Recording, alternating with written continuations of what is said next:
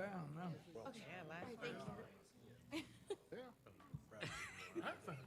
Headline news. Closer to that. Oh, yeah. I need to hang around all day. We want is not supposed to be. It's supposed to be a different. Time, man.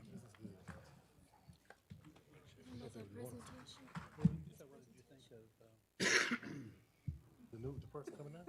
No, this is.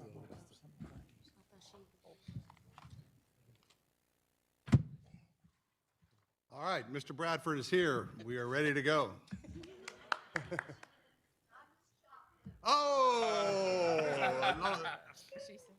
Supervisor Dunham, my apologies. I did not realize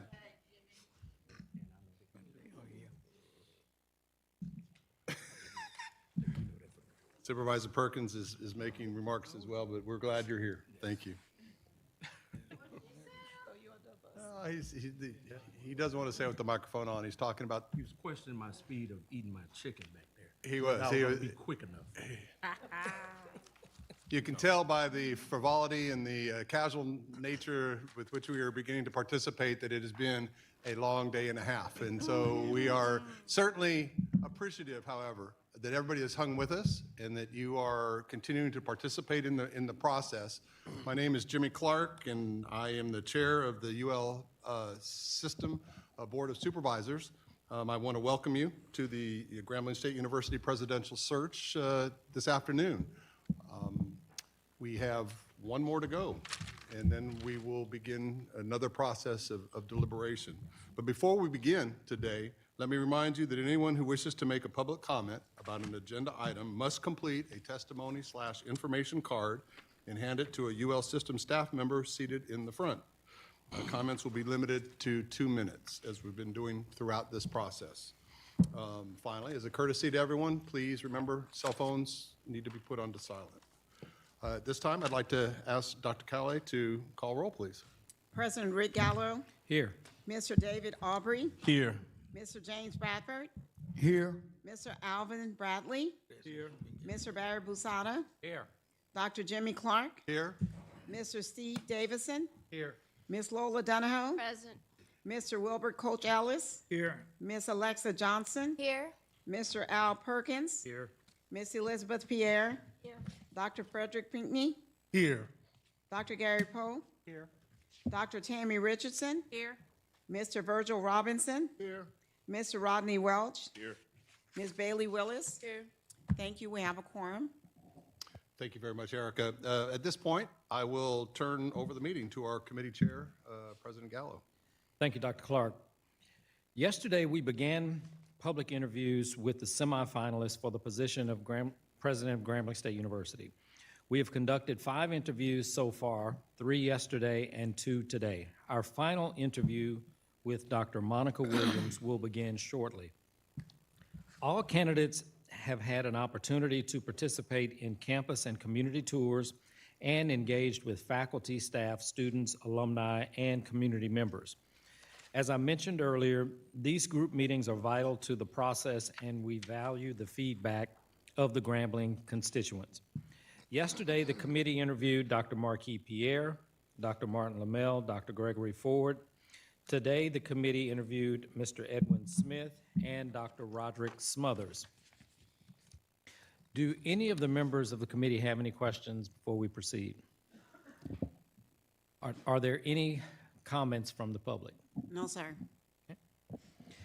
Now, before we begin our final interview with semifinalist Dr. Monica Williams, I would like to share with you the framework for her interview. Dr. Williams will provide an opening statement, and then the search committee will ask questions. After the search committee has exhausted its questions, Dr. Erica Calais may address questions to the candidate that have been submitted by the audience. Again, if anyone would like to submit a question to be considered, please do so by completing the appropriate card. We will entertain as many public questions as time will allow. Following the public interview, the committee will enter into executive session to further dialogue with Dr. Williams. Once Dr. Williams has been interviewed and her executive session has concluded, The search committee will return to open session and recess until the 5 p.m. meeting, at which time the search committee will deliberate and select finalists to be interviewed by the full University of Louisiana System Board on February 22nd in Baton Rouge. At this time, I would like to invite Dr. Monica Williams to the table.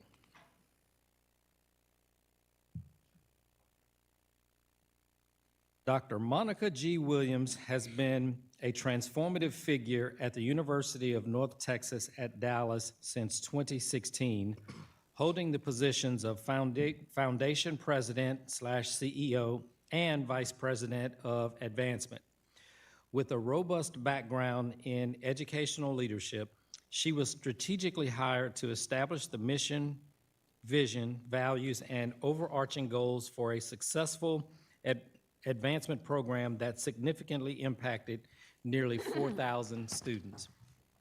In her role, Dr. Williams played a crucial part in the President's cabinet, overseeing a diverse portfolio that includes alumni and development, advancement services, marketing and communications, sponsored programs, external relations, economic development, Caruth Police Institute, pre-collegiate initiatives, leadership programs, and the Pathway to Technology Collegiate Program. Managing nearly 30 staff and a substantial $4.6 million annual budget, she has been the architect of UNTD's recalibrated 5-year strategic plan and the driving force behind the UNTD Matters value proposition. Beyond the university, Dr. Williams has been appointed to the DeSoto Independent School District Strategic Planning Team and has devised a comprehensive 2.5-year plan for rolling out athletics, including affiliating athletic conferences, securing student votes, developing marketing and communication plans, and recruiting coaches and students. Dr. Williams has also been a key player in fostering internal and external relationships, working with entities such as the City of Dallas Mayor's Office, UNT Dallas Founders, Department of Education, Texas Education Agency, Texas Higher Education Coordinating Board, United Way, Communities Foundation of Texas, Texas Instruments Foundation, and many more. With a PhD in educational leadership from Prairie View A&M University, an MA in communications from Texas Southern University, and a BA in journalism and English from Texas Southern University, Dr. Monica G. Williams brings a wealth of knowledge and experience to her role at UNT Dallas, contributing significantly to the university's growth, reputation, and impact. Thank you, Dr. Williams, for joining us today. Would you please take a few moments to introduce yourself and your significant other and provide the committee with an opening statement? Dr. Williams. Thank you, Chancellor Gallo and members of the esteemed panel. I am delighted to be with you today, and it is the honor of a lifetime to sit before you and contemplate the prospect of becoming Grambling State University's next president. My significant other is, oh, pardon me. Okay. My significant other, fiance, and life partner, Mr. Ronald Robinson, has accompanied me here today, and I'm delighted to introduce him. He is a graduate of the University of Texas at Austin, where he was the leading rusher and team captain, and went on to be the #1 draft prospect in the NFL, right before he had a career-ending knee injury, which still landed him an opportunity to sign with 2 NFL teams and then eventually go on to have a storied career in technology, from which he is now retired. I am grateful to him for his support and grateful that he would join me if I were selected to be the next president at Grambling. just a little bit of an opening statement, a little bit about me. At my very heart, I was a mom very early. At 18 years old, I chose to become a mom because life happened to me. And instead of going to college, which I was not a first-generation college student, both my parents attended college at historically black colleges and universities, and my father earned multiple degrees. But it was my decision to start my career in education at the time my daughter went to kindergarten. So she packed her backpack, I packed mine, and we went off to school together. And it's been a journey uphill, but that is my greatest accomplishment, is to be the mom of my now 39-year-old daughter and grandlady, love that G, to my 9-year-old granddaughter. I also have 5 bonus grandbabies, and we have a very rich life in Texas. But I feel that my calling is before me, and I am looking for the next opportunity, one that I feel will be the final one as it relates to employment in higher education. So I look forward very much to the opportunity of joining this esteemed university in the leadership capacity. I have immensely enjoyed being with members of the university community. I would be remiss if I didn't say my favorite experience was visiting with the students, whom I shared with them are the story of education to employment.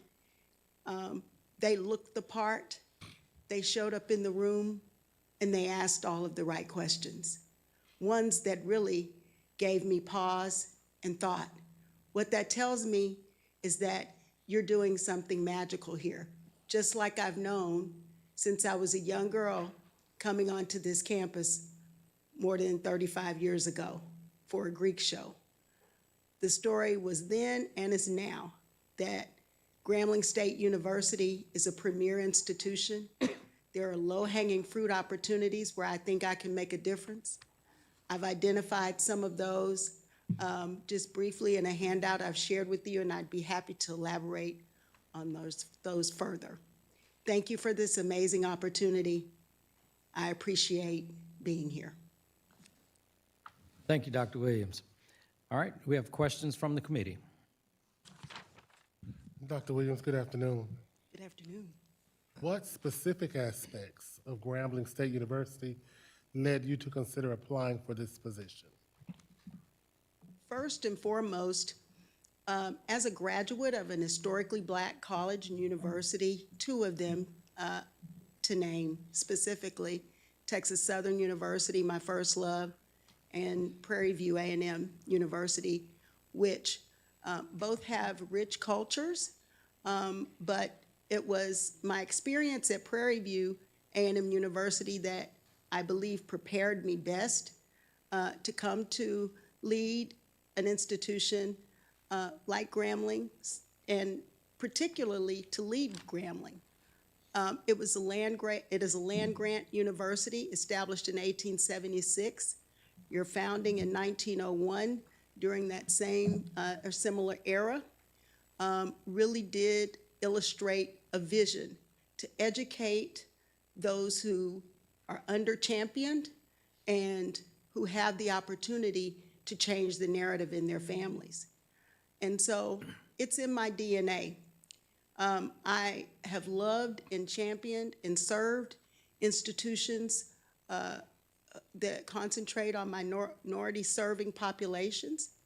And I think at this point in time, my greatest gift would be to increase the visibility of Grambling in its already well-represented brand. But I think there's an opportunity to showcase and reintroduce Grambling to the world. Thank you. Good afternoon. Good afternoon. So my question is, excuse me, how do you plan to establish accessibility and foster engagement with students, faculty, and staff? I, at my institution, UNT Dallas, where I am now, I lead the system in Gallup engagement scores. My engagement scores are always above 95%. Specifically, they've been 96% and above. And it's because I have an open door.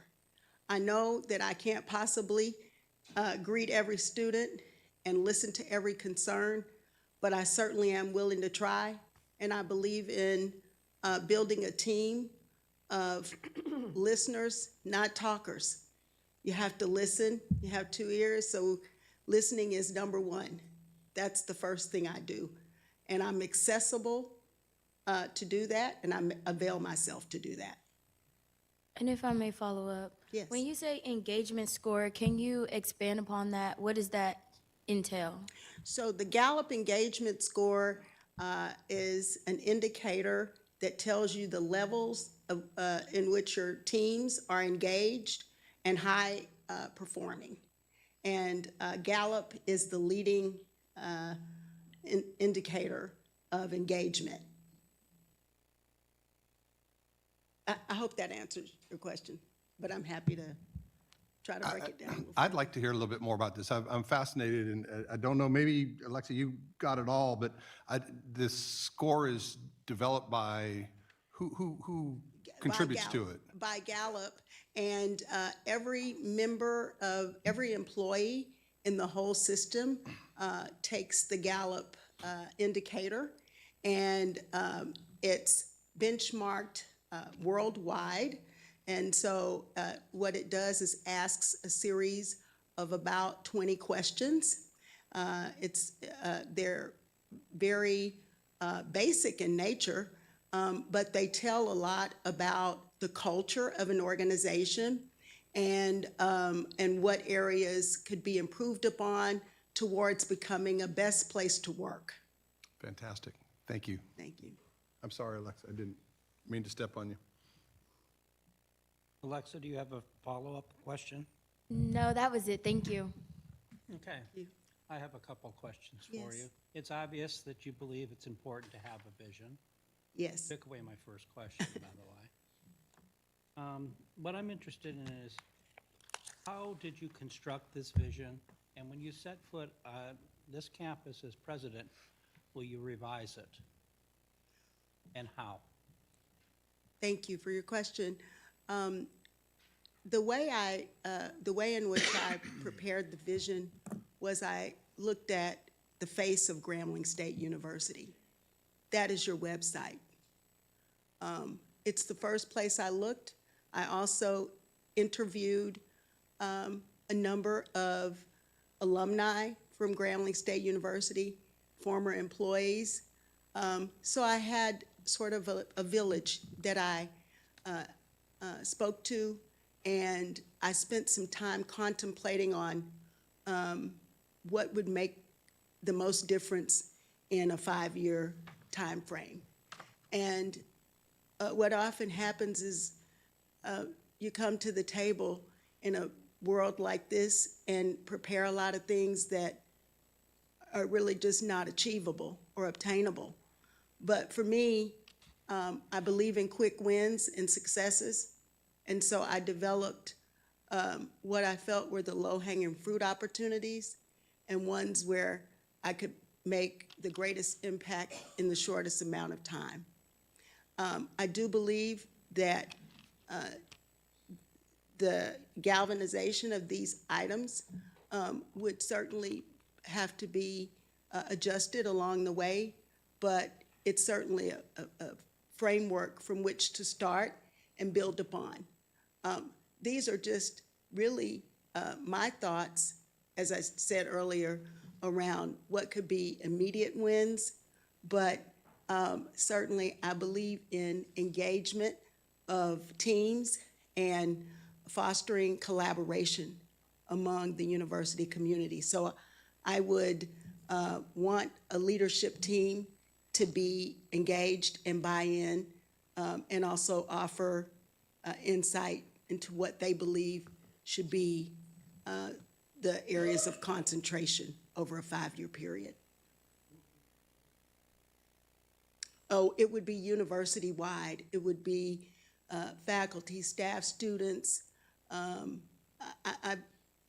first, I said earlier in a conversation with one of the stakeholder groups with whom I met, that at Prairie View, the number one thing for me was engaging the people who cared for the campus. So the way they feel about the institution is the most important, because it starts with exiting on the freeway to get here. And there's so much opportunity for beautification between the interstate and the entry point. And that work is work I did at Prairie View. So if you've been on their campus in the last 25 years, that's the work I did.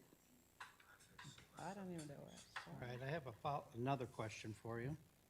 In higher education, shared governance holds many different meanings and many different applications, often interpreted differently by administrations. How do you define shared governance, and what strategies would you use to implement this at Grambling?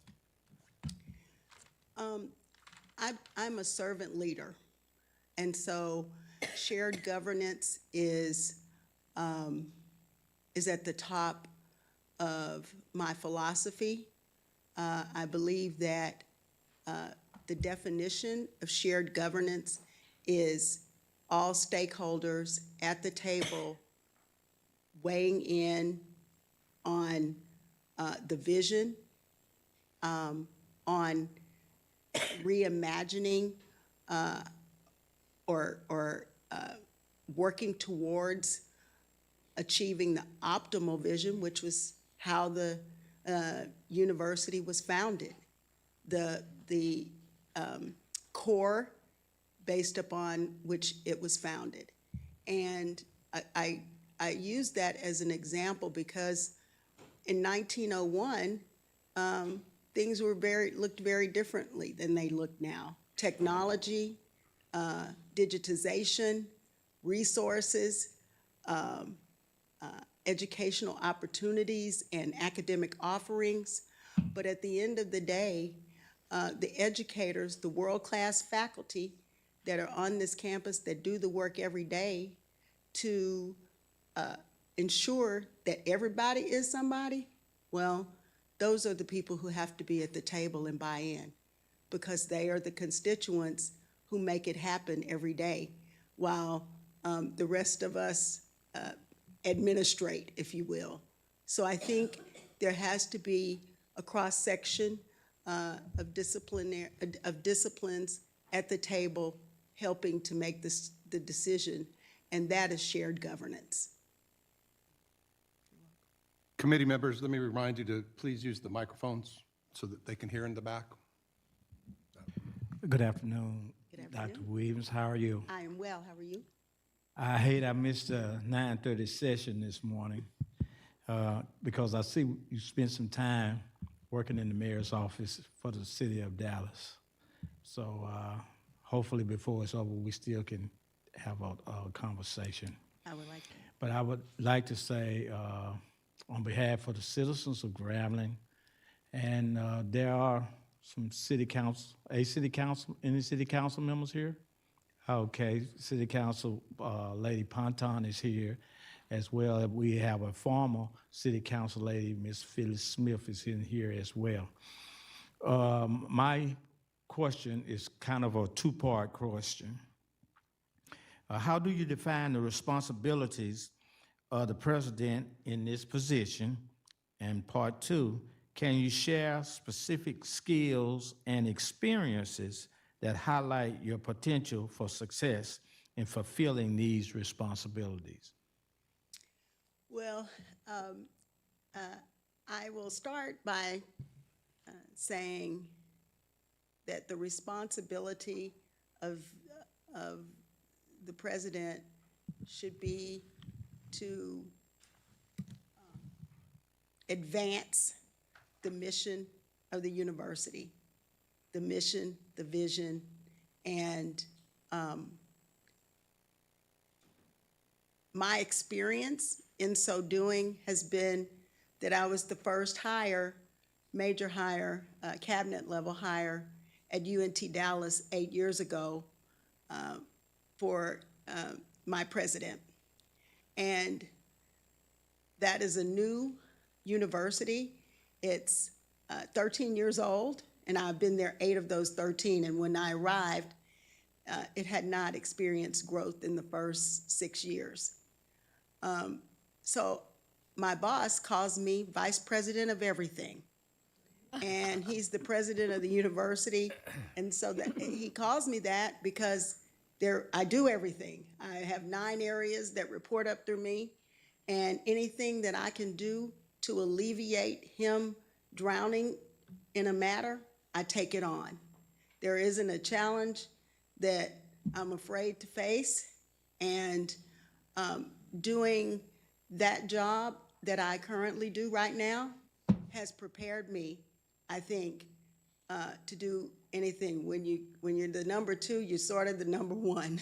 So I've enjoyed working closely with him, collaboratively with him, and other members of the cabinet. But fundraising, I have to say, making it easier on the constraints of the university is my gift. That's what I do well, and that was the focus of my dissertation, is having historically Black college and university presidents be more entrepreneurial in their thinking to raise money, to bring home the bacon. Thank you. Thank you. I have one correction. Former council lady, I think it's Phyllis Miller, is in here. Thank you. Good afternoon, Dr. Williams. Good afternoon. Grambling has established noteworthy partnerships and innovative program connections with various industries, presenting opportunities to address industry demands, boost enrollment, and potentially enhance private revenue. Could you share experiences and insights regarding your involvement with collaborative initiatives and how you contributed to their success? The partnership model is the model that is tried and true, has been tried and true throughout my career. You can't do this work alone. You have to have partners at the table. So fostering a collaborative spirit at every level of the institution it will make it worthwhile.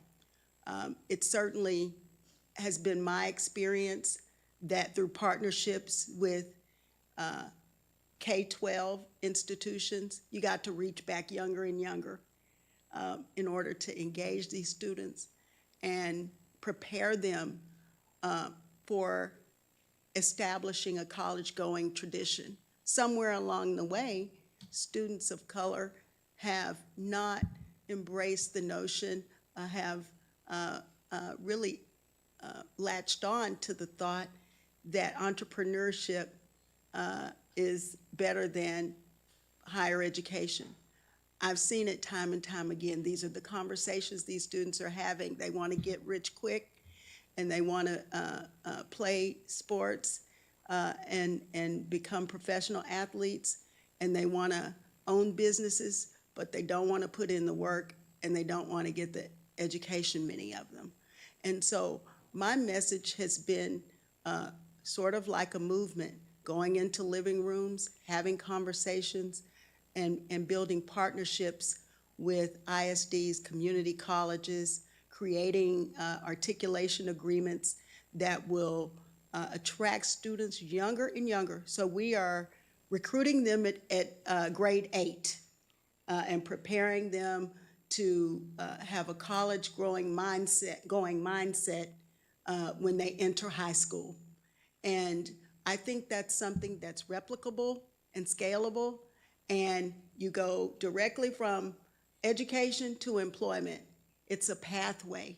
We have to create these pathways and engage students younger and younger and bring their parents along with them. And we also have, in this generation of students, grandparents and great-grandparents raising children. They are tired. They've done this rodeo. So we have to help to encourage them and reemphasize the importance of the great equalizer that is education. Thank you. Thank you. Dr. Williams, I'm sure you're familiar with the widespread budget challenge in higher education. And it's imperative for the next president to possess a comprehensive understanding and adeptness in managing budgets, prioritizing expenses, and exploring the new revenue streams. Can you share insights into your experience in navigating and addressing these financial aspects? Yes, sir. In my history of fundraising, I've raised over $170 million to support institutions of higher education. Tomorrow, when I make it back to Dallas, tomorrow morning, I will announce the largest gift in the history of UNT Dallas for $10 million to support, we'll just call it because it's embargoed until tomorrow, to support public safety initiatives. And Grambling State University has a criminal justice program, so it's kind of aligns well with that notion. There are problems to be solved. That's what I look for, problems to be solved. And in southern Dallas, everything is insecure. Food insecure, it's a housing desert. There's opportunity all around. And so that creates an open door for me to raise private philanthropy. And I think that's the key, is bringing private philanthropy and getting those really large, significant gifts. There's no reason why Mackenzie Scott should not have given to Grambling State University. No reason why. There was no rhyme or reason why she gave to Prairie View. But sometimes it's just having your face out there. And the face is the website. And so reimagining the website, putting billboards up and down I-20 and 45 into Houston and in areas where there have been success will create more opportunities for philanthropy outside of the state and beyond. Dr. Williams? Yes, Nice to have you. Thank you. I have one question for you. How do you perceive the challenge of balancing academics and athletic priority within a university setting? And what are your thoughts on effective managing this balance? When I visited with the cabinet earlier, what I said was student athletes must first be students. They are students first, and with a winning team, an athletics program like Grambling has had in its history, and up until now, there just have to be toolkits in place to ensure that students appreciate that they are coming here to get a degree. I use my fiance as the example with his knee injury. After he got out of surgery from his knee injury and was having a pity party, his mama said, "You better be in class on Monday." And so I think that really encouraging these students and doing everything we can to ensure that they have a college degree within 6 years, that's definitely something that needs to be at play, because there is life after athletics. And it doesn't always turn out the way that you hope. Everyone can't be a professional athlete. And there are so many opportunities for athletic scholars to be in places and spaces because of their knowledge of athletics where they can thrive in the workplace. Thank you. Good afternoon, Dr. Williams. Good afternoon. There is no denying that there is a growing external focus on the job of today's campus president or campus leader. What would you do to connect the community, businesses, the legislators, and others to win additional support for Grambling? I call that the compelling why. Relationships. Every investment comes from a relationship.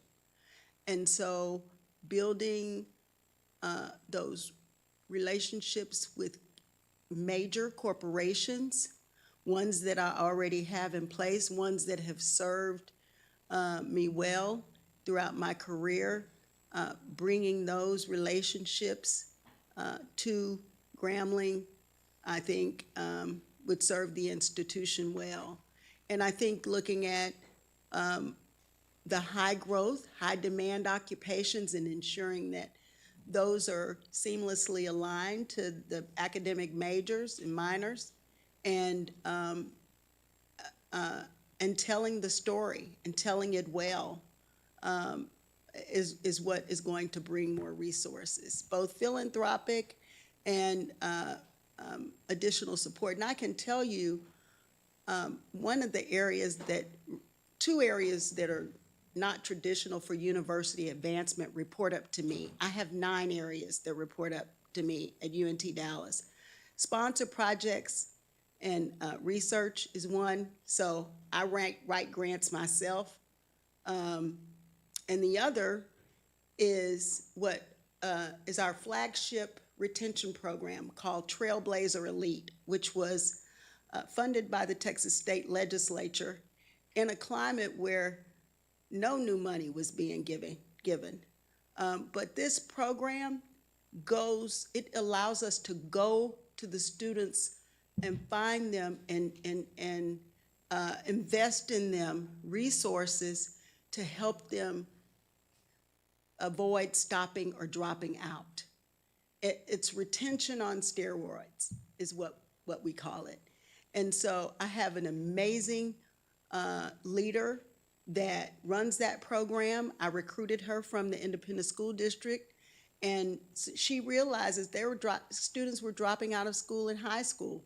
So she knew how to reach those students and help them make the choice, not use education as the opt-out when you have to go get new brakes or new tires.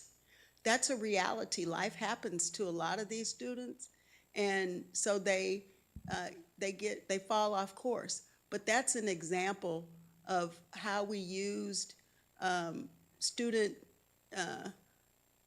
issues to be able to have student success. And that really resonated well with the legislature. All right. What's the name of that program? Trailblazer Elite. Trailblazer Elite. Okay, and my second question is, in the higher education arena, you've been there, it's been your career. Can you name a mentor and describe why you look up to them in that higher education space, especially as you continue to advance in this role? I have many people to whom I look up, but the person who was the greatest influence in my career has been my current boss, President Bob Mong, and I don't think that I would have been able to be as successful as I have without his understanding of innovation and giving me the flexibility to lead. You can't lead unless you follow. And so there isn't a phone I won't answer. There isn't a trash I won't take out. Nothing is beneath me, and that has served me well. So I learned that from Dr. Willie Trotty at Prairie View A&M University, and he's the person who gave me my first leadership job in advancement, and that helped us to raise the $30 million in the first ever capital campaign that Prairie View has had to date in its since 1876. And I am just grateful to Dr. Trotty and others who I could go on and on. Thank you. Thank you. Dr. Williams. It is nice to meet you. Like Mayor Bradley, I was unable to make the session this morning because we're here with some of the other candidates. So I look forward to meeting you after this. I'm the National Alumni President speaking for the voice of the alumni. My question to you again is, how would you engage alumni strategically? But I want to say a little bit more in that we know that the state funds, for example, or the allocation of them are changing, right? You used to get more 70%, 30, and it's kind of reversed at this particular point. And oftentimes the alumni contact for, can you send a check?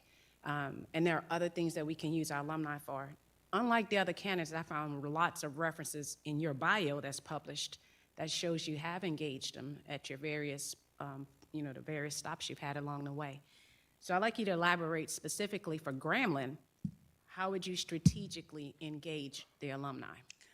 I shared with the students during my time with them that the phone banks, that's number one. The students calling alumni to share what's happening on the campus. That is a game changer. And T-Mobile and these phone companies, AT&T, name one, will donate the phones for you to do that work. But just you have 45,000 alumni, 45,000 plus alumni.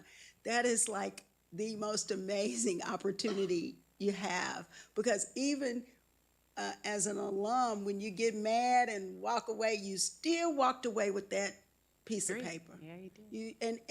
And what it means at Grambling is something completely different than what it means at Prairie View. I've never seen anything like it. The first thing I have heard from every alumni in which I have met is everybody is somebody. I said, they drank the Kool-Aid, really.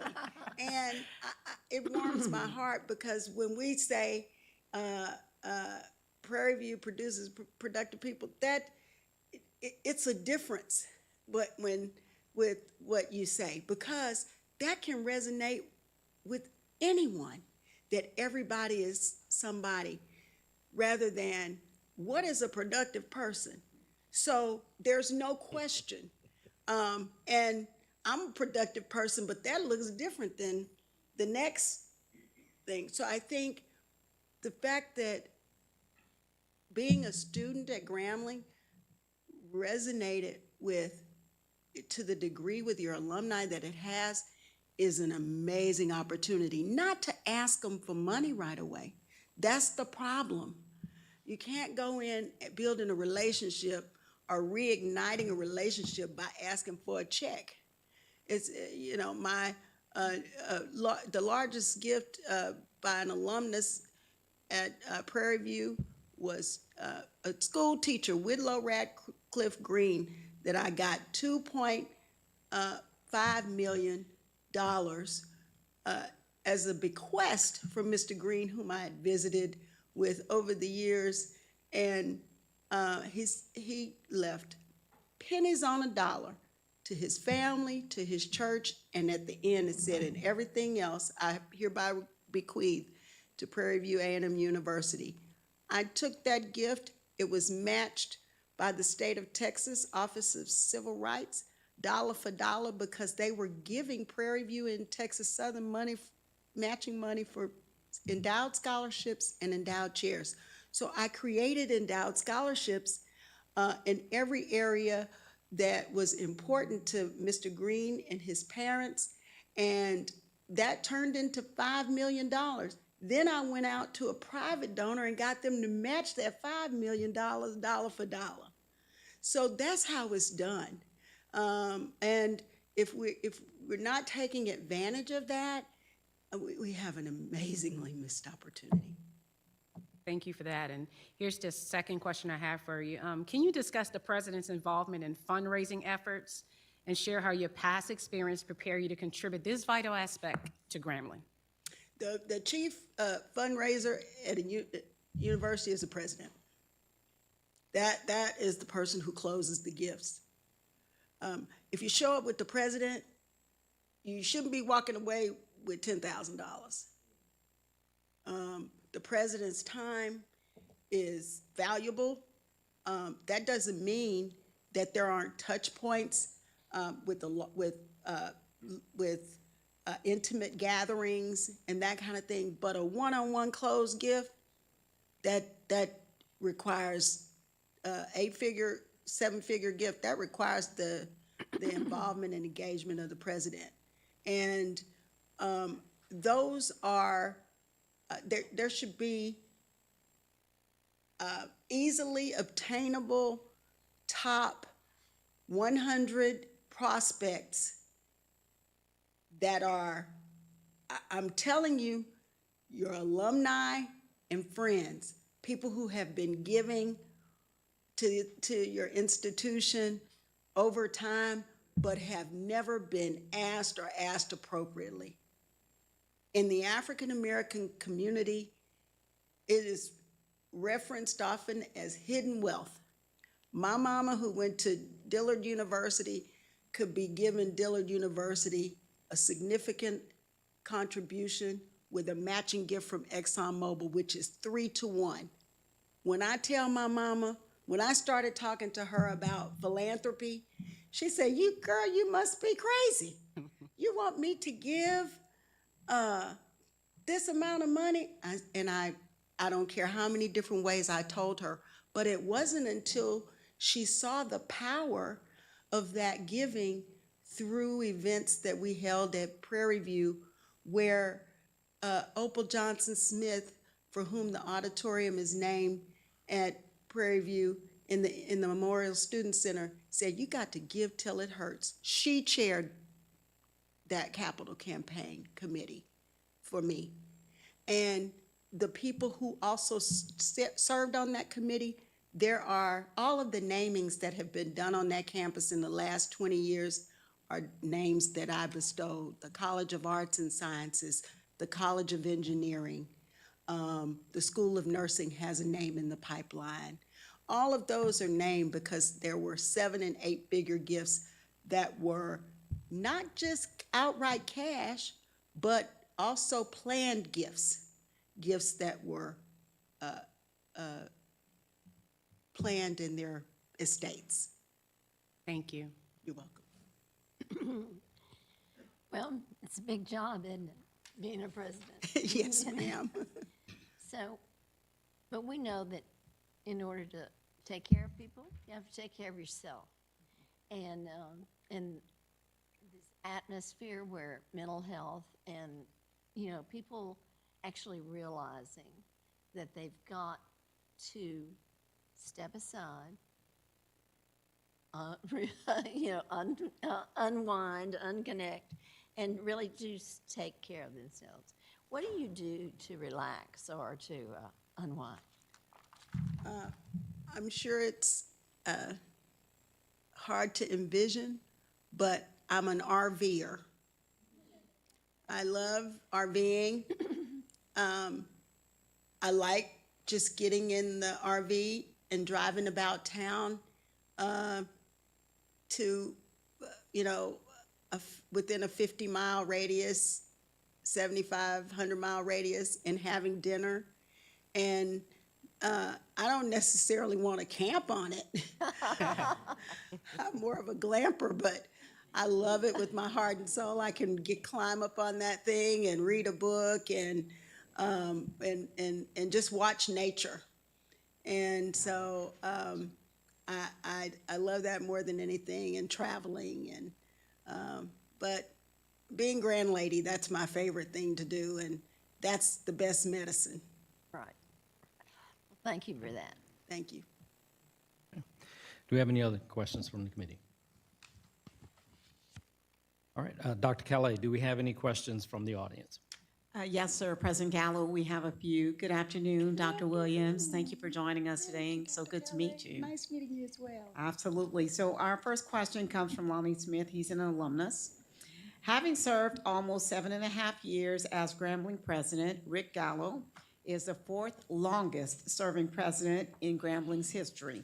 How long do you plan to serve if successful in your bid for president?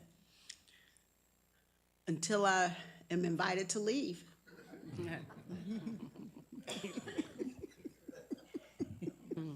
Good. Thank you for that. Mr. Smith also has another question. Financial stability is essential to any institution. What do you see as the role of a fully functional endowment in addressing this challenge?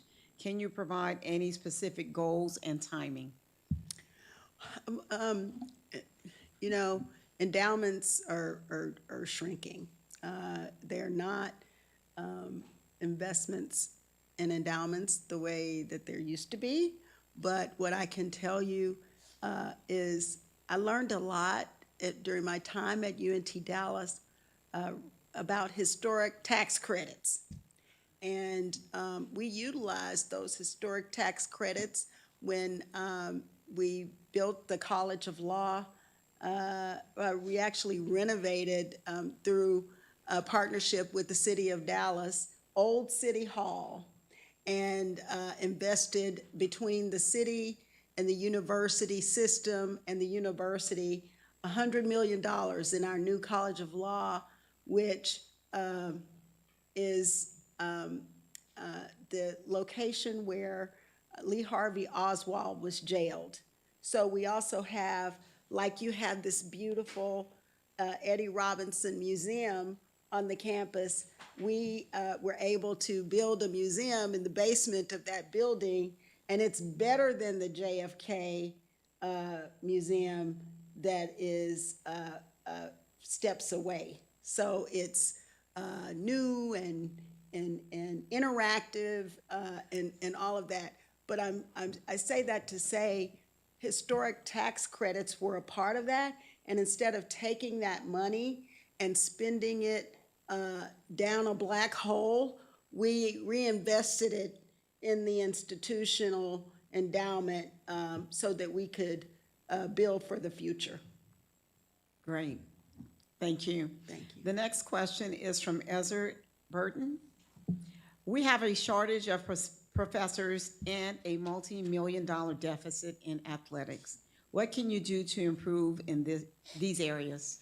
Philanthropy, I just, again, go back to the work that you've done to engage President Gallo, Chancellor Gallo now, to engage Magic Johnson, Sodexo, that's leading edge, right? So how do you identify more opportunities like that? They are right in your Rolodex. And I think you have to sit down and strategically meet with and develop a fundraising plan. It costs money to make money. It's not going to be free, and it's not going to be easy, but it is necessary. And it has to be done very, very quickly. There can't be a lot of time to plan. You do have to invest in a planning study that will tell you the feasibility of what you can raise, but people can do that now in 90 days if they're procured to do it. They can help come in, consultants can help come in and lay the framework for what could be a pace-setter giving campaign.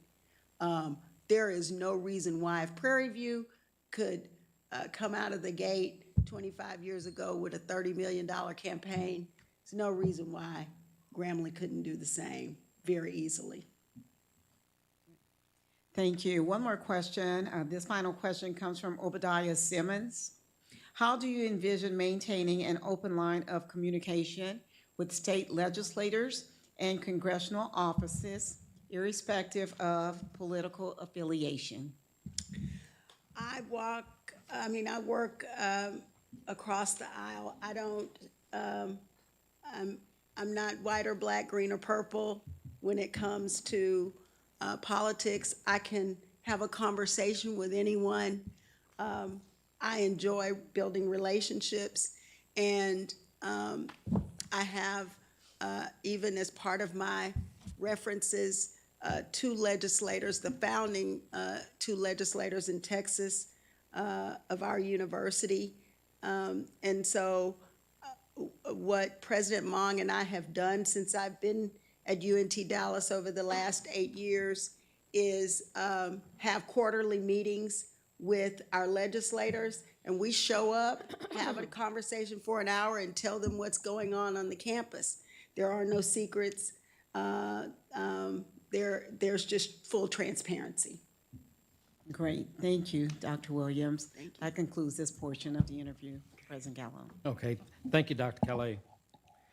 At this time, I would ask that the committee meet in executive session pursuant to Louisiana Revised Statute 4217 to discuss the personnel matters in association with this presidential search. While in executive session, the committee may meet with its staff, legal counsel, or other persons it deems necessary. No motions nor other action may be taken while in executive session. May I have a motion and a second to go into executive So session? moved. Second. Moved by Ms. Donahoe, seconded by Ms. Willis. Can I have a roll call vote, please? Mr. Barry Busada? Yes. Dr. Jimmy Clark? Yes. Mr. Steve Davison? Yes. Ms. Lola Donahoe? Yes. Miss Elizabeth Pierre? Mr. Al Perkins? Yes. Dr. Gary Poe? Yes. Mr. Virgil Robinson? Yes. Ms. Bailey Willis? Yes. Thank you. It is unanimous. We will now retire to room 168.